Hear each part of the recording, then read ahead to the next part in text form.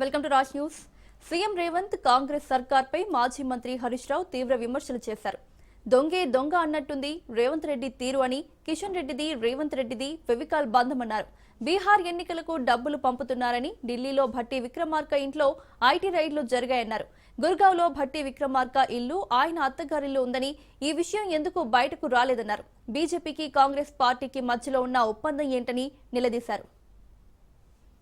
మీరందరూ సునీతమ్మని గెలిపించండి. రేపే బుల్డోజర్ వస్తుందో నేను చూస్తా. ఒక్క సీటు కొడితే పావు గంటలు వచ్చి నేను నిలబట్టా బుల్డోజర్ గడ్డంగా మిమ్మల్ని కాపాడుకునే బాధ్యత బీఆర్ఎస్ పార్టీ తీసుకుంటుందని చెప్పి నేను మీకు మనవి చేస్తా ఉన్నా. నిజంగా జూబ్లీ హిల్స్ లో మనం గెలిస్తే బుల్డోజర్ ఉండదు, రేవంత్ రెడ్డి ఉండడు. ఇంకుంటదా? ఎత్తి అవతల పడేస్తారు కాంగ్రెస్ వాళ్ళు. వాళ్ళ హైకమాండ్ ఊకోదు.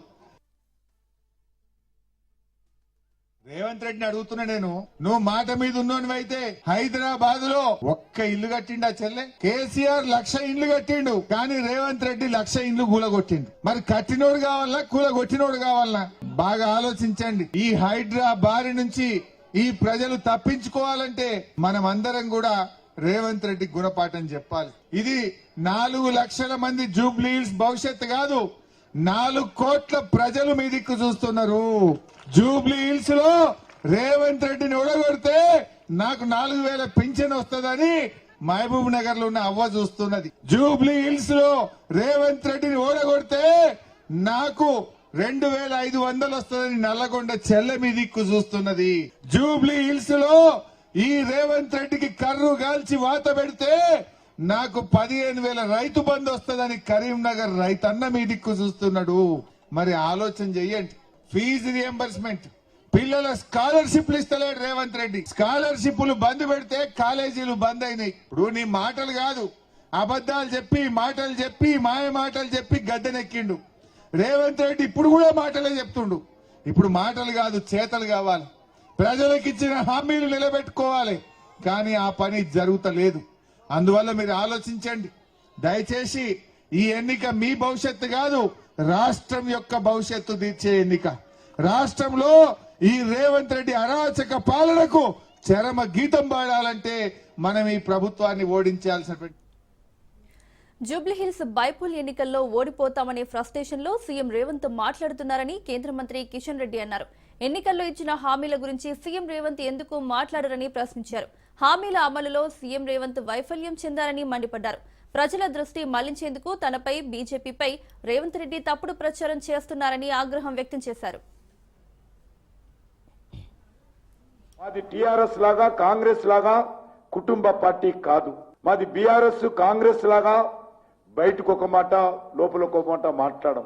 చెప్పిన హామీలు ఖచ్చితంగా అమలు చేసేటువంటి పార్టీ నరేంద్ర మోడీ గారి నాయకత్వంలో మడమ తిప్పని పార్టీ మాది. బీఆర్ఎస్ పార్టీకి ఢిల్లీ స్థాయిలో ఒప్పందం కుదిరిందా లేదా, ఇది వాస్తవం కాదా? కేటీఆర్ నిన్నగాక మొన్న మాట్లాడుతూ రేవంత్ రెడ్డిని రాహుల్ గాంధీ ముఖ్యమంత్రిగా తప్పించాలనుకుంటున్నాడు, రాహుల్ గాంధీకి రేవంత్ రెడ్డి పరిపాలన పట్ల ఇష్టం లేదు అన్నటువంటి విషయం వాస్తవం కాదా?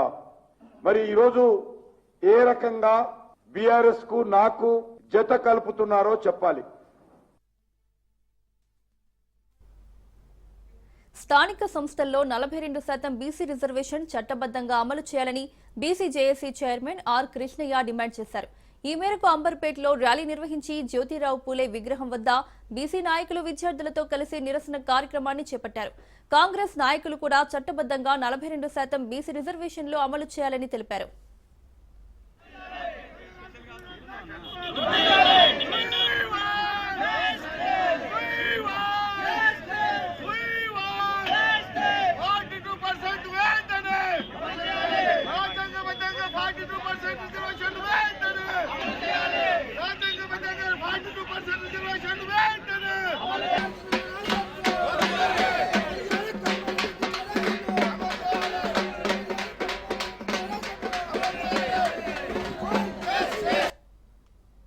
దాంతో రాష్ట్రంలో ఉన్న బీసీలందరికీ అనేక అనుమానాలు వచ్చాయి.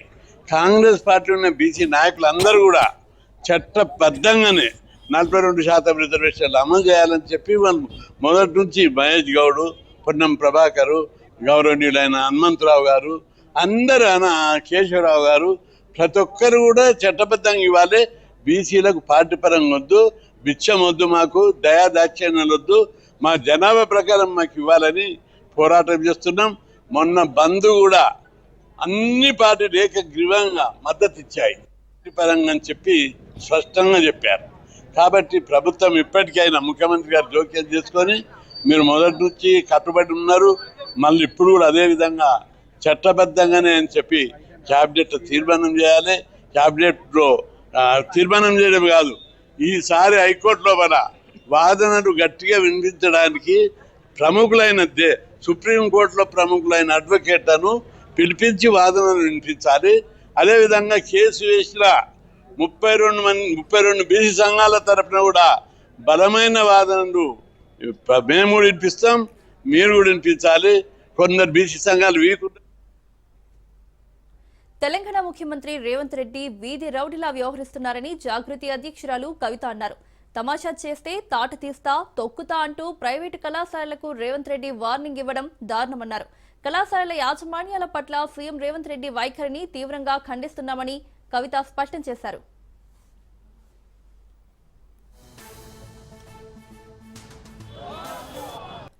ఇక్కడికి 15 రోజుల క్రితము మన తెలంగాణ రాష్ట్ర ముఖ్యమంత్రి గారు రేవంత్ రెడ్డి గారు కూడా రావడం జరిగింది. మరి ఆనాడు వచ్చినటువంటి ముఖ్యమంత్రి గారు అనేకమైన మాటలు చెప్పి వెళ్ళిపోయినారు. ఏ ఒక్కటి కూడా ఇంతవరకు మరి నిజం కాలేదు. ముఖ్యమంత్రి గారి మాట అంటే ఒక గవర్నమెంట్ ఆర్డర్, ఒక జీవో అని ఆయన్నే పదే చెప్పిండు. కానీ మరి ఇక్కడ స్థానిక కలెక్టర్ గారిని అడుగుతా ఉన్నాను నేను, మీ ముఖ్యమంత్రి గారు విజిట్ చేసిపోయినాక ఇంతవరకు ఎందుకు తక్షణ సహాయం చేయలేదు? ఎప్పుడైనా మీరు అందరు కూడా తెలుసు, విఘ్నులు వరంగల్ ప్రజలు మీరు ఆలోచించండి. ఉమ్మడి ఆంధ్రప్రదేశ్ అయినా తెలంగాణ రాష్ట్రమైనా ఏదన్నా ఒక విపత్తు వస్తే తక్షణ సహాయం మనం ప్రతినిత్యం చేసినాము. ఒక పిడుగు పడితే కూడా ఇంటికి పోయి ఎంఆర్ఓ గారు 5,000 చేతిలో పెట్టి వస్తారు. ఎందుకంటే ఏదో ఒక అవసరం ఉంటుంది ఇమీడియట్. కానీ ఇన్ని ఇండ్లు 150 ఇండ్లు ఇక్కడ కొట్టకపోతే ఇప్పటి వరకు ఒక నయా పైసా ఒక్కరికి కూడా ఇవ్వకపోవడం అన్నది చాలా చాలా దారుణం, సిగ్గుతో తలదించుకోవాల్సినటువంటి విషయం. నేను ఈ ప్రభుత్వాన్ని ముఖ్యంగా కలెక్టర్ గారిని డిమాండ్ చేస్తా ఉన్నాను, తక్షణం మీరు వచ్చి ఇక్కడ చూడండి, చూసి వారికి తక్షణ సహాయం అందించండి. ఎన్నికల్లో డబ్బులు పంపిణీ చేస్తున్నారు. బోరబండ సైడ్ 3 అంబేద్కర్ నగర్ లో ఓటర్లకు ఓ పార్టీకి చెందిన నాయకురాలు డబ్బులు పంపిణీ చేశారు. ఓటమి భయంతోనే ఓటర్లకు డబ్బులు పంపిణీ చేస్తున్నారంటూ విమర్శలు వెల్లువెత్తుతున్నాయి.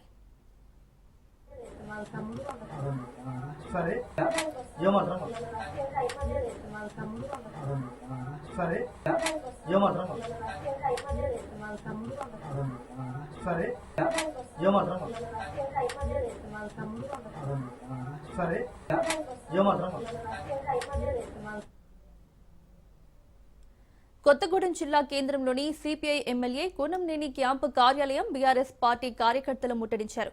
జిల్లాలో ప్రధాన రోడ్లు గుంతలతో అధ్వానంగా మారినా అనేక ప్రమాదాలు జరుగుతున్నా కాంగ్రెస్ ప్రభుత్వం పట్టించుకోవడం లేదని ఆగ్రహం వ్యక్తం చేశారు బీఆర్ఎస్ నేతలు. అధికారం కోసం అడ్డగోలుగా హామీలు ఇచ్చి గద్దెనెక్కిన కాంగ్రెస్ ప్రజా సమస్యలను గాలికి వదిలేసిందన్నారు.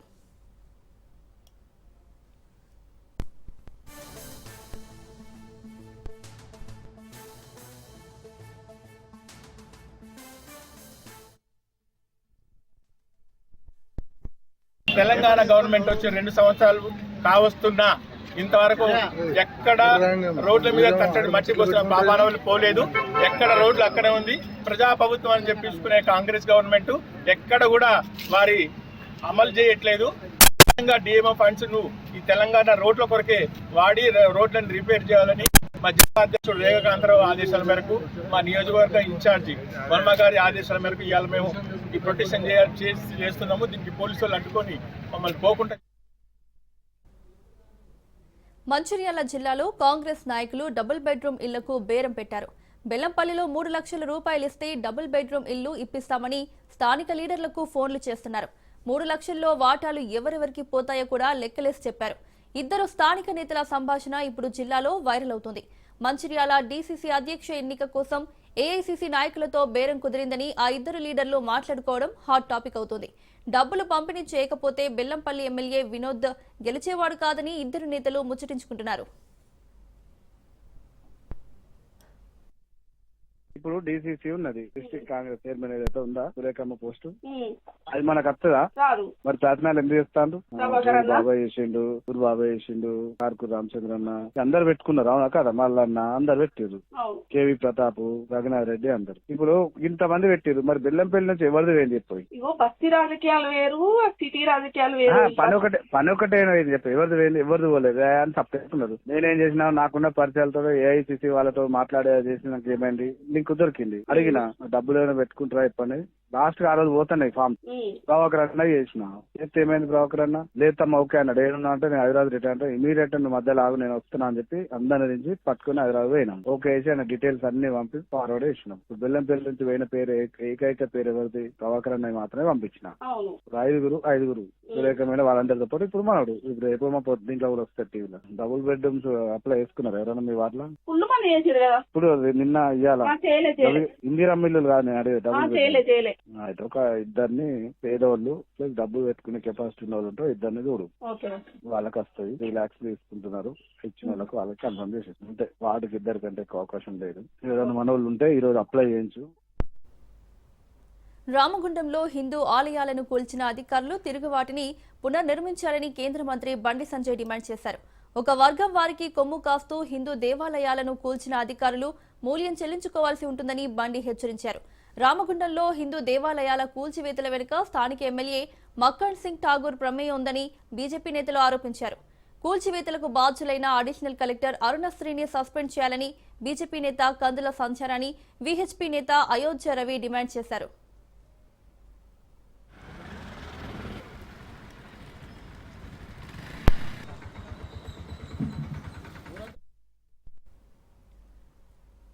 నలభై 8 మంది ఎమ్మెల్యేలపై సీఎం చంద్రబాబు సీరియస్ అయ్యారు. పెన్షన్ల పంపిణీ, సీఎంఆర్ఎఫ్ చెక్కుల పంపిణీలో 48 మంది ఎమ్మెల్యేలు పాల్గొనలేదు. దీంతో ఆగ్రహం వ్యక్తం చేసిన సీఎం ఆ ఎమ్మెల్యేలకు నోటీసులు ఇవ్వాలని ఆదేశించారు. పెన్షన్ల పంపిణీలో మంత్రులు, ఎమ్మెల్యేలు పాల్గొనాల్సిందేనన్నారు సీఎం చంద్రబాబు.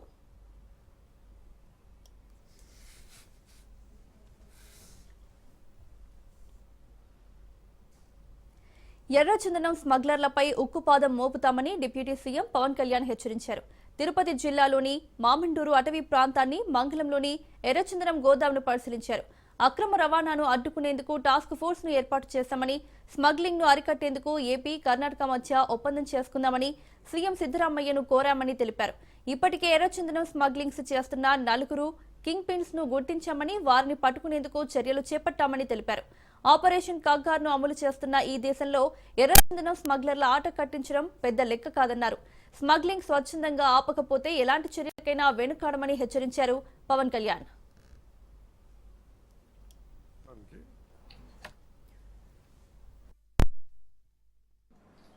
గౌరవ ముఖ్యమంత్రి చంద్రబాబు నాయుడు గారి నాయకత్వంలో నేను అటవీ శాఖ బాధ్యతలు తీసుకున్నాక, పర్యావరణ బాధ్యతలు తీసుకున్నాక ముందుగా రెడ్ శాండర్స్, ఎర్రచందనం స్మగ్లింగ్ ఒకటి ఇది నా దృష్టిలో ఉంది.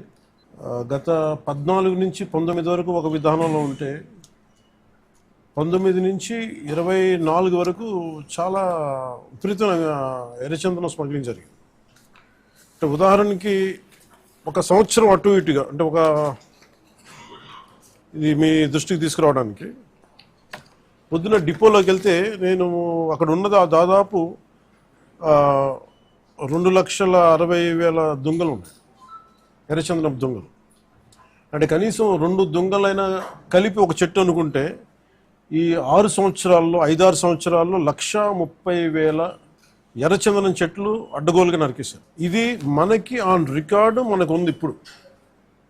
సో నేను మిగతా అధికారులందరితో మాట్లాడుతున్నప్పుడు దీని విలువ ఎంత ఉండొచ్చు అంటే, యాజ్ ఆన్ నౌ మార్కెట్లో ఇప్పుడున్న 40 లక్షల టన్ను అనుకుంటే, మెట్రిక్ టన్ను అనుకుంటే దాదాపు 2,000 కోట్ల నుంచి 5,000 కోట్లు ఇప్పుడు మనకు ఉన్నది.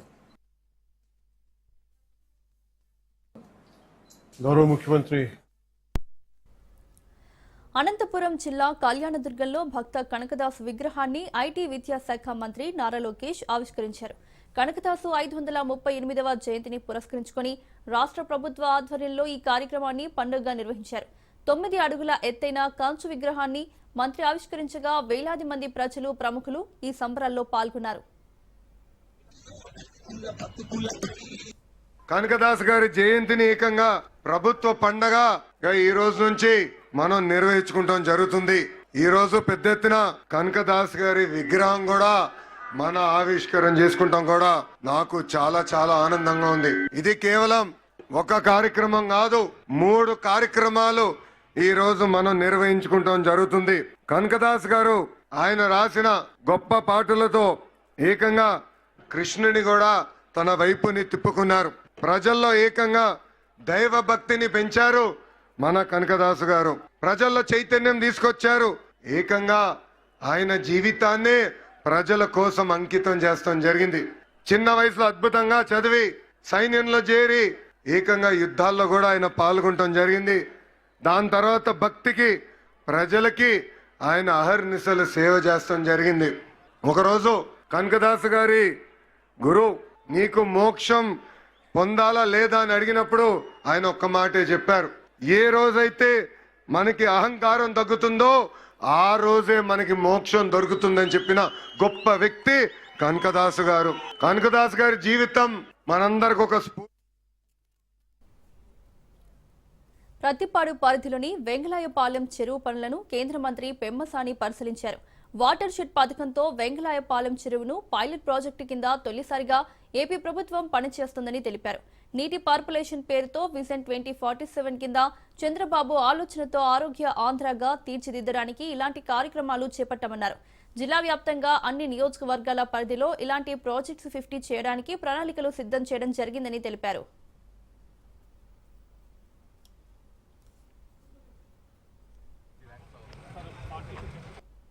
సస్టైనబుల్ వాటర్ బాడీస్ డెవలప్మెంట్ చేయటంలో పైలట్ ప్రాజెక్ట్ గా తీసుకొని వర్క్ చేస్తా ఉన్నాం లాస్ట్ 15 రోజుల నుంచి. ఇంకో 2 days లో మా కేబినెట్ మినిస్టర్ చౌహాన్ గారు వస్తున్నారు ఇక్కడికి. అభివృద్ధి పనులు ఎలా జరుగుతున్నాయని చూస్తానికి వచ్చాం. చాలా వరకు ఫాస్ట్ గా బాగా చేశారు. కొబ్బరి మొక్కలు అన్ని కూడా ఒక 3 days లో మిగిలింది కూడా మేము అనుకున్నంత విజన్ 100% కాకపోయినా 70 to 80% వరకు అవుతుంది. అయిపోతే దీన్ని మోడల్ గా తీసుకొని ఇప్పటి వరకు ఇట్లాంటివి ప్రోగ్రామ్స్ లో లేవు రూరల్ డెవలప్మెంట్ లో. వీటిని ఇంక్లూడ్ చేసి అన్ని విలేజెస్ లో ఎలా చేయాలనే దాని మీద వర్క్ చేస్తా ఉన్నాం. దాన్ని వారి భుజాలపై వేసుకొని చేస్తున్న మా ఎమ్మెల్యే గారికి, కలెక్టర్ గారికి, అదేవిధంగా లోకల్ రెవెన్యూ రూరల్ డెవలప్మెంట్ అధికారులందరికీ కూడా మరొకసారి ధన్యవాదాలు.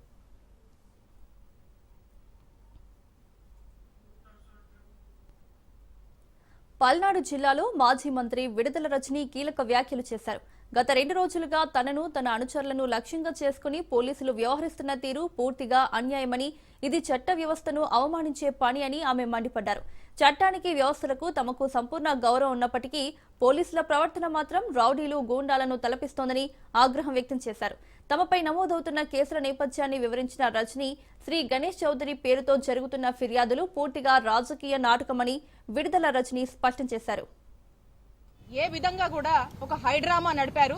పోలీసు వాళ్ళు కూడా పార్ట్ అయ్యి నన్ను టార్గెట్ చేస్తూ ఇబ్బంది పెట్టాలనుకున్న వాళ్లకు ఆద్యం పోస్తూ మరి ఏ విధంగా ముందుకెళ్లారనేది ఇప్పుడు నేను చెప్పబోతున్నటువంటి ఈ కేసే ఒక ఉదాహరణ. ఆ గాలి పోగేసుకొని తెచ్చినటువంటి అల్లినటువంటి ఆ కథ చూస్తే దాంట్లో కూడా నన్ను టార్గెట్ చేసే భాగంలో అల్లినటువంటి ఆ కథలో వాళ్ళ పాత్ర ఉందేమో అని నా అనుమానం. నేను క్లియర్ గా చెప్తా ఉన్నా ఈ పోలీస్ వాళ్ళకి, మీరు ఏ విచారణ అయినా చేసుకోండి. వీళ్ళకి మాకు కానీ, మా సిబ్బందికి కానీ, మా ఫాలోవర్స్ కానీ ఎటువంటి సంబంధం లేదు. ఇంకా ఇక్కడ ఒక ఆయన బాగా అత్యుత్సాహం చూపిస్తున్నాడు, ఒక ఆఫీసరు. ఆయన ఏదో హనుమంతరావు అంటున్నారు, ఆయన ఆ డిఎస్పీ పేరు. ఆయన పరిస్థితి ఎలా ఉందంటే ఆ పోలీస్ చొక్కా కాకుండా ఆ పచ్చ కదర్ చొక్కా వేసుకొని పనిచేస్తున్నట్టు కనిపిస్తుంది. ఎందుకంటే నిన్న దారుణంగా ఒక ప్రెస్ రిలీజ్ ఇచ్చాడు. ఎంత అంటే పొద్దున్నేస్తే వీళ్ళ ఉద్దేశం ఒకటే, వైఎస్ఆర్ కాంగ్రెస్ పార్టీ వాళ్ళని టార్గెట్ చేయాలి, వాళ్ళు ప్రజల పక్షాన పోరాడుతుంటే గొంతు నొక్కేయాలి, నోరు మూపించాలి, కదలాడకుండా ఇంట్లో కూర్చోబెట్టాలి. ఈ రోజు మేము యాక్టివ్ గా. మంత్రి రామ్ ప్రసాద్ రెడ్డి సవాల్ను స్వీకరిస్తున్నారన్నారు వైసీపీ మాజీ ఎమ్మెల్యే శ్రీకాంత్ రెడ్డి. ప్రసాద్ రెడ్డి ఎంతమంది అధికారులతో వచ్చినా తగిన ఆధారాలతో సింగిల్ గా వస్తాను, గత ప్రభుత్వంలో చేసిన అభివృద్ధి చూపిస్తానని ప్రతి సవాల్ విసిరారు. అన్నమయ్య జిల్లా రాయచోటిలో ప్రభుత్వ మెడికల్ కళాశాలలను ప్రైవేటీకరణను వ్యతిరేకిస్తూ ఈ నెల 12న ఆర్డీఓ కార్యాలయం ఎదుట నిర్వహించబోయే ర్యాలీని విజయవంతం చేయాలని పిలుపునిచ్చారు శ్రీకాంత్ రెడ్డి.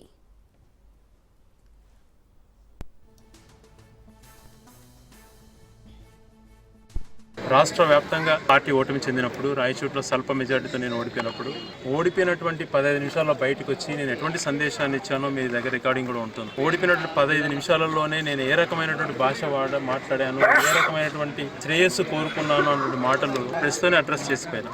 అభివృద్ధి అనేటువంటిది చేయాలనుకున్నప్పుడు, అభివృద్ధి అనేటువంటిది చూపించాలనుకున్నప్పుడు దమ్ములు ఛాలెంజ్లు ఎందుకు? అధికారంలో మీరే ఉన్నారు కదా, ఎక్కడ మీరు సమావేశం?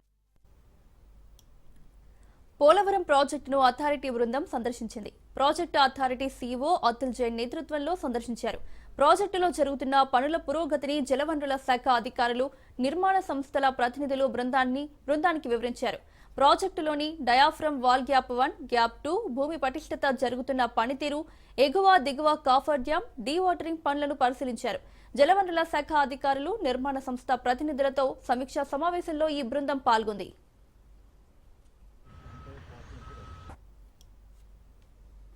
క్రైస్తవ కార్తీక దీపోత్సవాలకు స్వాగతం అంటున్నారు. హిందూ ఆచారాలే ఇప్పుడు చర్చిల్లో విశ్వాసాల మిళితమా లేక మత మార్పిడి కొత్త రూపమా అన్న ప్రశ్నలు రేకెత్తుతున్నాయి. కార్తీక మాసం హిందువుల పవిత్రతకు ప్రతీక. వ్రతాలు, దీపాలు, పూజలు, శివాలయ సందర్శనలతో నిండిన ఈ మాసం ఇప్పుడు క్రైస్తవుల చర్చల్లో సాగుతున్నాయి. గత కొద్ది సంవత్సరాలుగా కొన్ని ప్రాంతాల్లో క్రైస్తవ కార్తీక దీపోత్సవాలనే పేరుతో చర్చిల్లోనే జరుగుతున్నాయి. కొవ్వొత్తులు, పూలు, అగరవత్తులు, అభిషేకాల వాతావరణం గుడిలో కనిపించే దృశ్యాల్లాగే చర్చిల్లోనూ కనిపిస్తున్నాయి. ఇప్పుడు తాజాగా వెలుగులోకి వచ్చిన వీడియో ఎక్కడిదన్నది తెలియదు, కానీ ఈ వీడియో నెట్టింట్లో వైరల్ గా మారింది.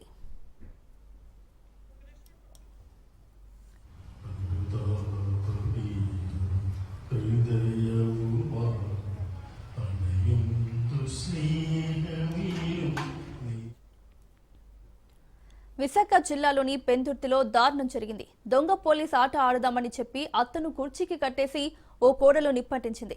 అత్త మరణించిన తర్వాత దీపం అంటుకుని చనిపోయిందని కుటుంబ సభ్యులతో పాటు చుట్టుపక్కల వారిని నమ్మించే ప్రయత్నం చేసింది. చివరకు పోలీసుల విచారణలో దొరికిపోయింది.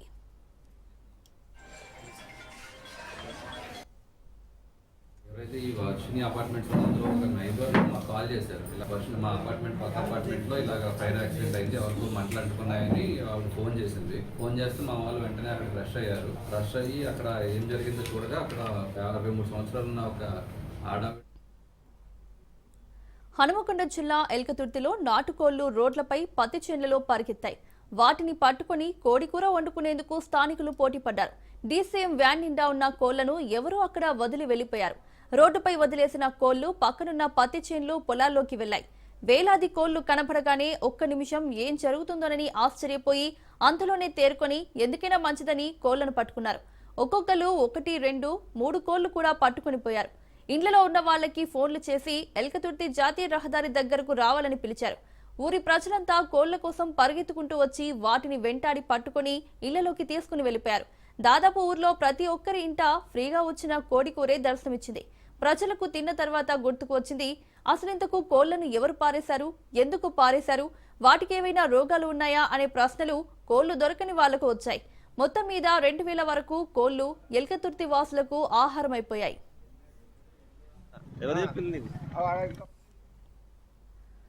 ఒక సామాన్య కుటుంబంలో పుట్టిన యువకునికి లాటరీ అదృష్టాన్ని తెచ్చిపెట్టింది. చిన్నప్పటి నుంచి ప్రభుత్వ పాఠశాలలో చదువుకొని ఉన్నత చదువులు పూర్తి చేసి విదేశాలకు వెళ్లిన ఆ యువకునికి అదృష్టం లాటరీ రూపంలో వరించింది. లాటరీలో తన అమ్మ పుట్టిన తేదీ 11 సంఖ్యతో లాటరీ టికెట్ కొన్నాడు. ఆ అదృష్ట సంఖ్య 11 తన జీవితాన్నే మార్చేసింది. అంటే మామూలు విషయం కాదు, ఏకంగా 240 కోట్ల రూపాయలు లాటరీలో కలిసి వచ్చాయి.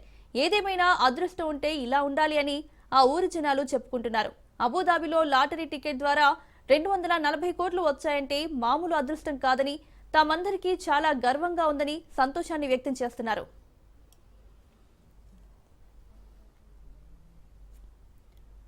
వారణాసిలో ప్రధాని మోడీ పర్యటించారు. 4 వందే భారత్ రైళ్లను జెండా ఊపి ప్రారంభించారు.